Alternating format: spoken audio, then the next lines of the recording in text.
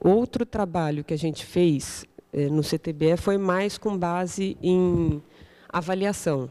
Então, a gente fez avaliação, fez todo um sistema de uma usina inteira, comparando com um sistema base, sem biodigestão, e um sistema com biodigestão. Economicamente, não foi viável fazer um sistema de biodigestão de vinhaça, utilizando o biogás para gerar eletricidade, comparado com uma usina que existe hoje, que joga a vinhaça no solo e usa a energia da cogeração de bagaço. Então, o incremento que o biogás gerou na parte de energia não foi assim, não trouxe retorno econômico, né? Porque a usina ela é autossuficiente em energia. Então, para ela ter energia extra não é tão atrativo, né?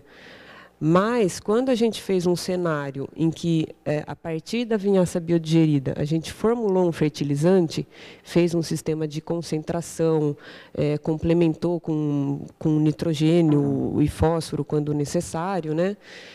Nesse caso, o retorno econômico foi muito maior, porque o ganho foi na fase agrícola, porque ele teve uma redução, foi cerca de 60% de redução na compra de insumos agrícolas, de fertilizante inorgânico, porque, além da vinhaça in natura, ele tem que comprar fertilizante inorgânico para aplicar. E essa parte do fertilizante inorgânico é um gasto muito grande da usina. E, quando a gente fez a formulação do fertilizante, ele reduziu esses gastos. Porque, quando a gente biodigeriu e concentrou a vinhaça, a gente concentrou os nutrientes também, então precisou comprar menos fertilizante. E a aplicação no solo foi feita de uma forma mais otimizada, né? Daí essa é a parte do pessoal da agrícola que entende mais, né? E aí a gente conseguia atingir um raio maior da usina. A gente chegava a 85% aplicando vinhaça, porque eu não sei exatamente qual é a área que o usineiro consegue atingir, mas tem eles chamam de distância econômica, se eu não me engano, que é até onde você consegue aplicar vinhaça, porque normalmente você aplica ou com aquelas bombas de irrigação ou caminhões, né? E então você tem um raio econômico para aplicar. Então, o que acontece? Às vezes você tem muita vinhaça, porque a geração de vinhaça na usina é gigantesca, né? Só que o raio econômico não permite que você aplique para áreas mais distantes. Então, muitas vezes você tem uma saturação de vinhaça numa mesma área, que assim, não é permitido por lei, é proibido.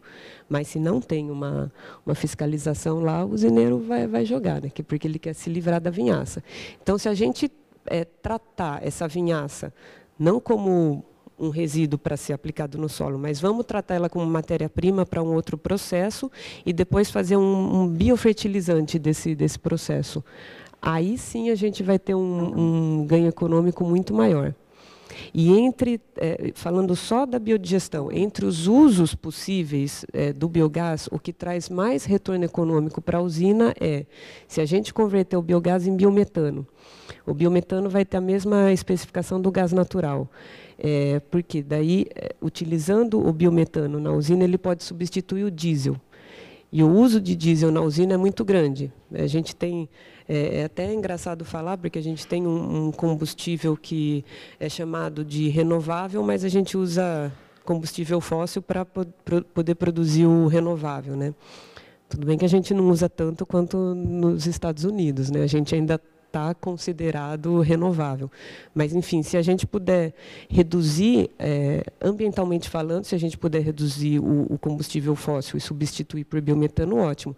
Mas isso também reflete em retorno econômico, porque a usina ela vai estar produzindo o próprio combustível, ela não vai ficar dependente do diesel. E nessas avaliações o retorno foi positivo. Esse daí foi um livro que chama Biorefinaria Virtual da Cana. Está disponível, não está disponível online, é só impresso. Mas, bom, daí quem tiver interesse eu passo o nome do livro tudo certinho. Esse estudo está lá no livro. Não, o usineiro, eles até têm interesse, eles acham a ideia linda, maravilhosa, mas não querem investir. Porque, assim, como não existe, o que existe é um pouco irrisório, lá no Sul tem aquela empresa geoenergética, uma empresa que faz biogás, e ela instalou esse sistema de produção de biogás através de codigestão e está funcionando muito bem. Só que eles têm um modelo de negócio próprio, eles recebem essas matérias-primas da usina e devolvem o fertilizante para a usina. Eu não sei exatamente se tem compra e venda ou se é só uma troca, eles pegam a matéria-prima e devolvem o fertilizante, mas a empresa fica com o biogás, porque a usina é autossuficiente em energia, ela não está tendo gasto com a planta de biogás, nada, então o biogás fica para a empresa, e a empresa ganha vendendo energia. Mas isso foi para começar, para dar um startup na planta de biogás, porque essa empresa, na verdade, quer produzir biometano, só que ainda a produção de biometano está começando agora, né? Principalmente no estado de São Paulo e lá no Sul, é que está avançando bem essa ideia do biometano. Mas a ideia deles é esse, não ficar só na eletricidade, mas começar a fazer combustível. E uma frase muito interessante que eu escutei uma vez com relação ao usineiro, que o usineiro ele não quer ser o primeiro a investir, a fazer um negócio, mas também não quer ser o terceiro. Ele quer ser o segundo. Então, assim, tá todo mundo esperando quem que vai começar, se vai dar certo, se não vai, para poder seguir. Eles sempre estão muito mais interessados na fase agrícola. Como no CTBE tinha muito contato com a empresa, apresentei várias vezes projeto de biodigestão, mas ele sempre ficava atrás da parte agrícola. Eles ficavam muito mais interessados em forma de colheita de cana, ou então forma de modificar a planta geneticamente, essa parte da cana-energia, é nisso que eles ficavam mais interessados. Então, essa parte de biodigestão tem uma dificuldade tremenda de entrar no setor. Mas eu não perco a esperança. Bom, alguém tem mais perguntas? Então, daí eu faço uso. Elisângela, você mostrou uma série de fotos aí de estações, de certo modo, mal operadas ou mal projetadas. São fotos daqui do Brasil, ou você tirou da internet? E, digamos assim, às vezes a gente tem contato com a Sanasa, com a Sabesp, que tem microbiólogos que trabalham em conjunto com ela. Mas você indo para as estações de empresa, como que é essa operação? Tem um biólogo que cuida, ou se não, como que é essa...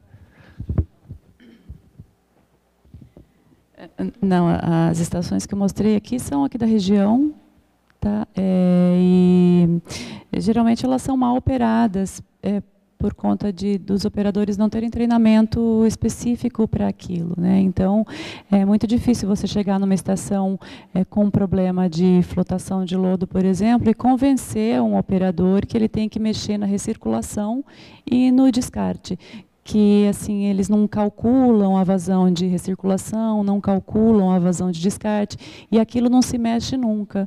Então, numa das estações que a gente foi em Americana, a gente teve essa resistência, né? Aí eu pedi, né? Não, mas vamos mexer um pouco nessa válvula de recirculação. Não, mas aí eu nunca mexi. Não vou mexer. Eu falei, não, vamos, mas como eu nem sei como que faz para mexer.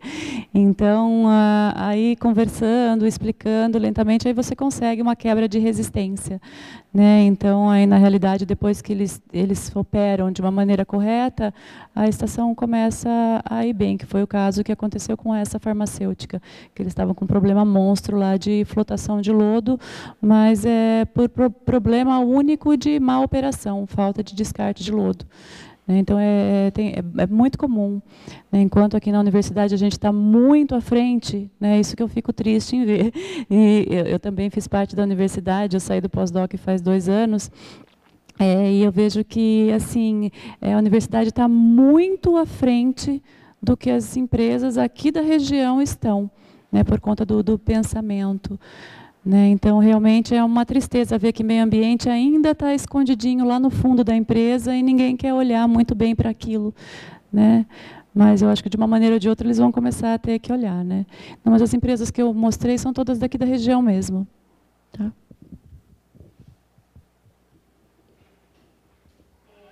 E a gente tem mais algumas perguntas. Acho que dá para fazer mais umas duas, por conta do horário. É para a professora Elisângela. Qual a importância da existência dos protozoários para o tratamento do esgoto por lodos ativados? Tá, bom, na realidade a gente lê algumas pesquisas, alguns trabalhos aí que os protozoários, eles na realidade não teriam muita função, né, que a maior parte são das bactérias. Realmente a bactéria tem uma porcentagem muito grande aí no tratamento, né, de biodegradação, mas os protozoários, eles são sim muito importantes porque eles acabam fazendo a clarificação final do efluente. Então, na realidade, eles acabam se alimentando das bactérias que se desgarram do floco. Né? Então, eles se alimentam dessas bactérias que se desgarram e eles se alimentam também das bactérias que já passaram da fase endógena, né? Elas já fizeram o papel de biodegradação, elas já produziram o polímero, elas já foram floco, elas já entraram em endofagia, né? Na fase endógena, elas já utilizaram a própria matéria orgânica e elas estão assim praticamente mineralizadas. Então, o protozoário vai lá e se alimenta dessas bactérias, né? Numa gama dos protozoários dos ciliados, né? Mais os ciliados, os flagelados não. Então, os protozoários têm sim importância única assim, para a clarificação do efluente, tá? Para ele não sair túrbido, né? No final. E como que você acha que a microbiologia pode influenciar na formação de lodo granular aeróbio em lodos ativados por batelada? Bom, a microbiologia do reator anaeróbio, acho que é uma parceria maior das bactérias, né? Você tem que, elas formam aqueles grânulos. Então, eu não tenho nenhuma ideia, assim, não tenho nenhuma informação sobre protozoários em reator anaeróbio, né? Porque geralmente a maioria são aeróbios, então não há essa possibilidade de protozoários em reatores anaeróbios e nem anóxicos. Mas aí, no caso, a gente tem o papel das bactérias, né, nos reatores.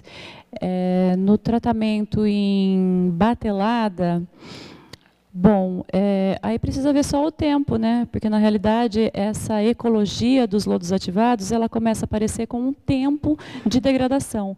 Então, se no meu enchimento, né, do tanque, eu não vou ter nenhum protozoário, eu vou estar somente ajudando ali o crescimento das bactérias. Então, a partir do momento que essa DBO solúvel, ela começa a ser degradada, né, é aí que começam a aparecer os protozoários. Então, tem que ver o tempo, depende do efluente. Se você tem uma estação de tratamento embatelada, com uma carga orgânica alta, você vai deixar na fase de aeração por mais tempo, né? Se você vai fazer a fase de enchimento, depois você vai deixar na fase de aeração por mais tempo. Aí eu creio que no final desse processo de aeração, né, do reator por batelada, vai haver protozoário sim, mas vai ser sempre uma nova carga, né? Vai ser sempre como se a estação estivesse recebendo um choque de carga toda vez, né? Porque aí, na retirada do efluente, se permanecer algum protozoário lá, ou do sobrenadante, quando colocar de novo um efluente bruto, os protozoários vão morrer. Aí vai começar tudo de novo, a ecologia. Obrigada. Por aqui já acabaram as perguntas. Tem aí?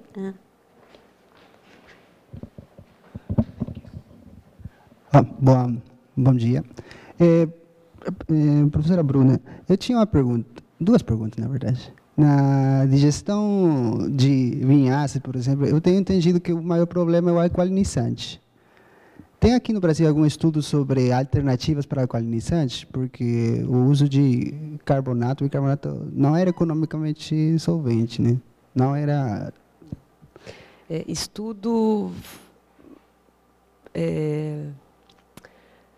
Nesse estudo que eu comentei, que a gente fez no CTBE, a gente estava utilizando como alcalinizante, com base em ensaios de laboratório, o bicarbonato de sódio, porque o bicarbonato de sódio fornecia uma produção de metano maior quando comparado à soda, né? Que a gente tinha esse sisteminha em escala de bancada para fornecer os dados para avaliação.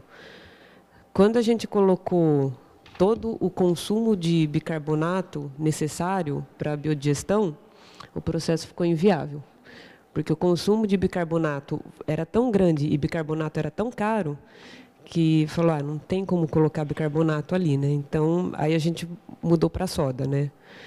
Com soda fica economicamente viável. Ambientalmente não é tão bom, porque soda tem um impacto ambiental. Para você produzir a soda, o impacto ambiental é bem alto. Então, esse é um dos problemas bem sérios assim, para a biodigestão de vinhaça, porque a vinhaça vai ter um pH em torno de 4, e para fazer biodigestão você precisa elevar para 7. Então, é muito alcalinizante que a gente usa. O estudo que eu conheço, não especificamente dessa parte de alcalinizante, é esse, econômico, e os trabalhos lá da USP de São Carlos, onde eles ficam testando o alcalinizante, mas o alcalinizante é só o bicarbonato e a soda, não teve nenhum estudo mais específico de alternativas de alcalinizante para a vinhaça. Também não houve nenhum estudo, pelo menos que eu conheça, a respeito de codigestão de vinhaça para ver se adicionar um co-substrato melhora o pH da vinhaça, dá uma ajuda para não precisar colocar tanto alcalinizante. Então, essa realmente é uma área que precisa ser bem explorada para a gente conhecer melhor sobre isso. Então, tem muito o que se fazer nessa área. Então, se alguém estiver disposto também, eu estou bem disposta. Bom, sim, nessa parte eu concordo, na verdade. E eu estava comentando com você outro dia sobre na estação de tratamento de esgoto, sempre se vai fazer uma digestão de lodo, é parte da disposição final do lodo. Evidentemente, aí não precisa inóculo, não precisa alcalinizante, que o lodo normalmente normalmente não, mas normalmente tem alcalinizante suficiente. Mas talvez poderia ser alguma alternativa de utilizar codigestão com lodo de éter, desculpa. Com a vinhaça, você com disse. A vinhaça. Então, poderia ser, é uma coisa a ser avaliada, né? Porque o lodo já vai estar com pH neutro. Pode ser muito provavelmente ele vai ajudar a subir um pouco o pH da vinhaça. É uma coisa que tem que ser avaliada, né? Tem que fazer muita pesquisa nessa área. Tem que ver também se vai ser economicamente viável colocar um outro resíduo que não é, assim, tem um teor de sólidos maior, mas não é tão sólido quanto, não sei, palha, por exemplo, né? E a vinhaça já é um mundo de vinhaça que você vai estar tratando, né? Então, isso também tem que ser levado em conta. Mas ainda não tem nenhum estudo sobre isso, mas vale a pena pesquisar. Uhum. Bom, mais uma pergunta, já mais geral para todo mundo. Eu estudei muito sobre tratamento de nitrogênio, remoção e tudo que são nutrientes. Mas sempre tem uma dúvida. O que é melhor? Remover, continuar o ciclo do nutriente, por exemplo, o nitrogênio que vai para a atmosfera, com vários, pode ser convencional nitrificação ou centrificação, ou os mais avançados, como anamox e outras coisas. Ou reciclar o nutriente e aplicar no solo. Qual seria, bom, na opinião de todo mundo, qual seria a melhor opção? Ou qual seria o critério para adotar a melhor destino final para o nutriente?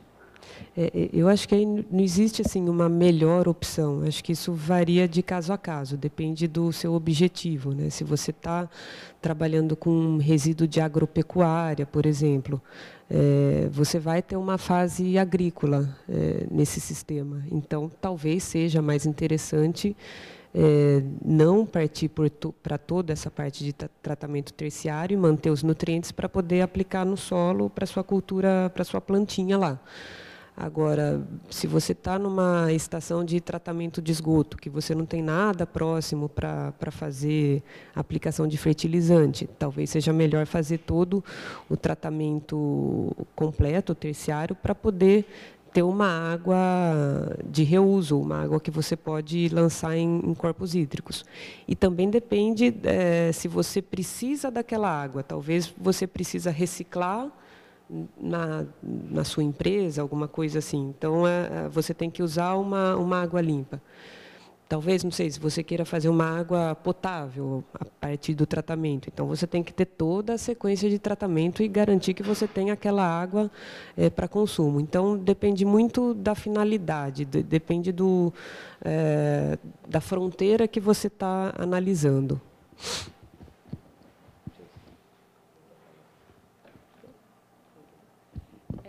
Bom, a esse respeito, eu também vejo o seguinte, depende a forma que você vai utilizar esse nitrogênio. Né? No caso, alguns efluentes têm uma quantidade grande de amônia, mas também tem outros compostos tóxicos. Né? Então, você não pode projetar esse efluente imediatamente para estar utilizando como um adubo para o solo.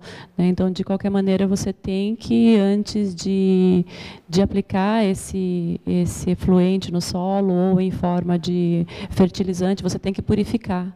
Né? O caso, eu acho que o que eu vejo lá na empresa, o efluente que tem uma quantidade maior de amônia são os chorumes de aterro.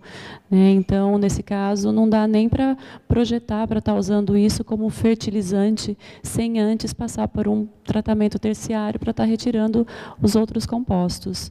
Né? Então, cada caso realmente é um caso.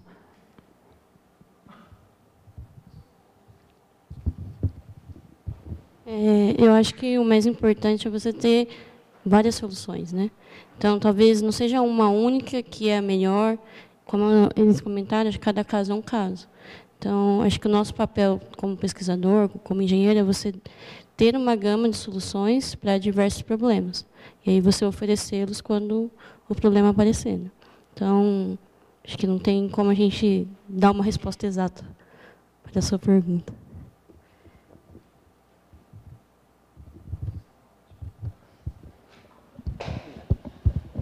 Bom, reforçando que cada caso é um caso. Talvez você, no extremo, aí, comparando São Paulo, e ontem o professor Paganini falou de Lins.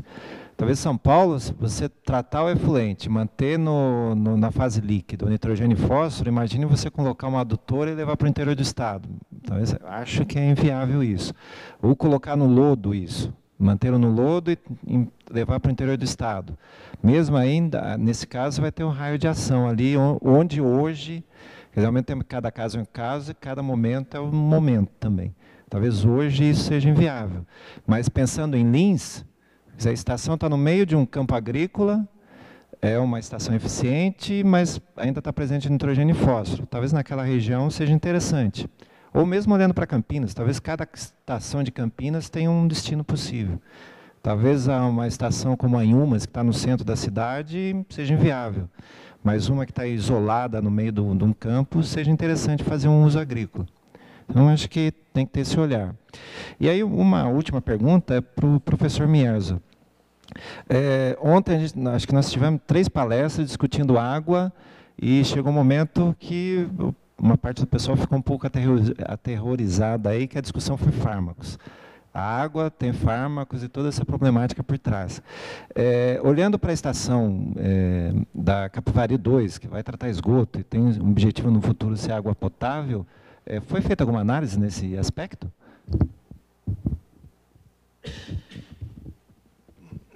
Bom, essa questão dos compostos químicos, né, que não só hormônios, medicamentos e tudo mais, né, eles são bastante preocupantes. Né, tanto é que o Ministério Público Federal está discutindo, né, como vai ser feita a revisão da portaria do Ministério da Saúde.